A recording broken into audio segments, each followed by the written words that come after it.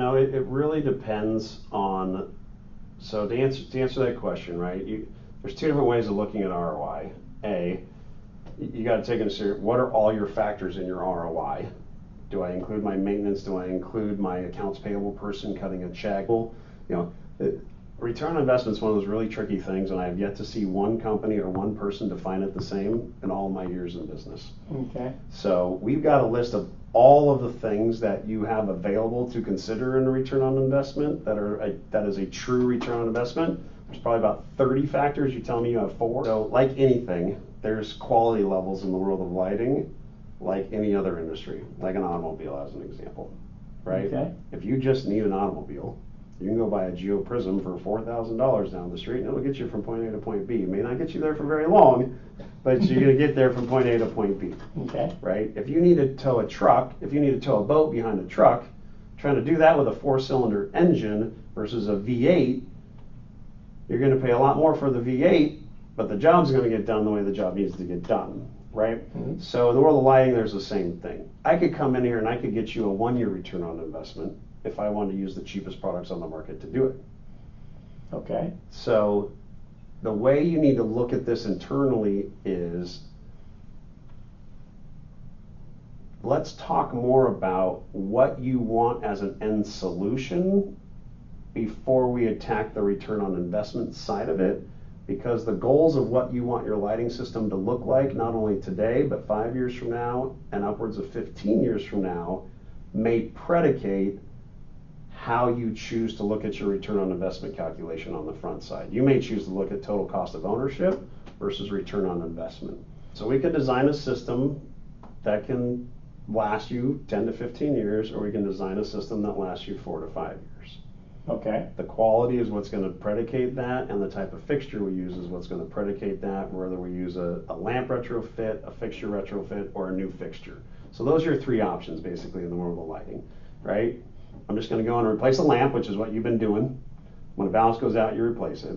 I can go in there, I can do a fixture retrofit where I can gut the insides of that fixture, keep the housing, and put new innards in. Okay. Or I can take the whole fixture out and put a brand new fixture in. Well, clearly putting a brand new fixture in that's designed around LED and designed around everything that goes with it, that's your longest term solution. Is the performance going to be comparable between the retrofit and the new fixture?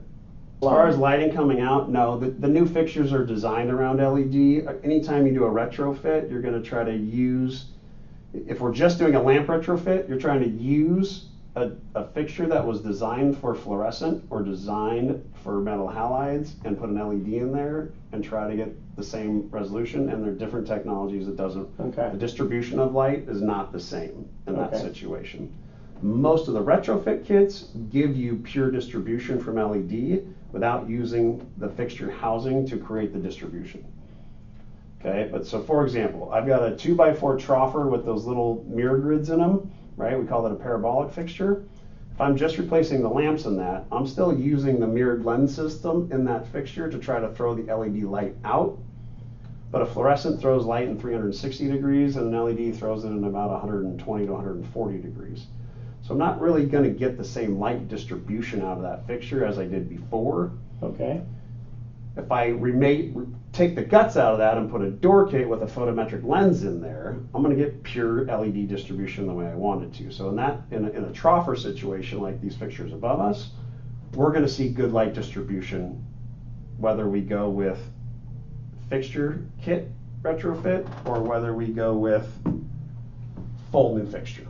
If Okay. you're just putting lamps in, your distribution isn't going to be near as good. So our shortest term solution is simply lamp replacement. Our middle of the road solution is retrofit the existing fixture, keeping the aluminum and everything else in the ceiling. And our third most expensive solution, but has the best total cost of ownership long term, is replacing the entire fixture. Okay. Because that fixture and everything inside of it was designed to run for a long time. I mean, how do we know it lasts 15 years? Good question. So LED has been out since 1966. Mass production since 1988. Okay. You'll know it as the little red button on the computer that stays lit. That was the very first one that went into mass production. Some of those little tiny 1 watt fixtures, or those little 1 watt lights, they're still running today on your You know, if you had a TRS 80 sitting at home from Radio Shack, that lead light probably still lights up all these years later, right? The lower the wattage, the lower the heat that's being put out, the longer it's going to last. I told you heat kills, right? Okay. So the higher the wattage of the fixture, the better the heat management and the thermal management of the heat sink needs to be on that fixture in order to keep it running longer. So this is where you get into quality of fixtures versus expense on fixtures, right? So I can have fixture A over here that's a $400 fixture that has beautiful heat thermal management in it that's going to last you a really, really long time, and it might be a 200 watt fixture, and I have option B, which is another 200 watt fixture that I'm only going to get maybe 3 years out of because it's a $200 fixture. The thermal management on it's terrible. It's going to overheat. It's going to drive. So this fixture might have been intended for you to only run 4 to 6 hours a day before it gets too hot, versus this one might be intended for you to run 24/7, and it manages the heat better.